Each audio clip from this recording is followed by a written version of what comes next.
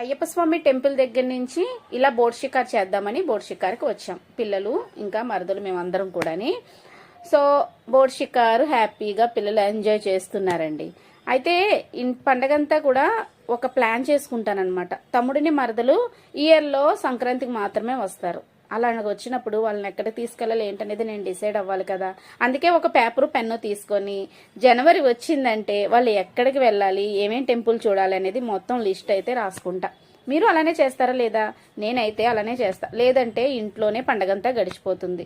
పిల్లలు కూడా స్కూల్కి వెళ్ళినప్పుడు వాళ్ళ ఫ్రెండ్స్ అడుగుతారు కదా ఎక్కడెక్కడికి వెళ్ళారు ఏంటి అని చెప్పేసి. అందుకోసమని పిల్లల కోసమని నేను ఇలా డిసైడ్ అవుతానండి. ఇది కూడా నాకు మంచిగానే అనిపిస్తుంది. లేదంటే ఎక్కడికి వెళ్ళాలి అన్న దాంట్లోనే మొత్తం టైం అంతా వేస్ట్ అయిపోతుంది. ఏమేం మూవీ చూడాలో కూడా అప్పుడే డిసైడ్ అయిపోతాం అనమాట.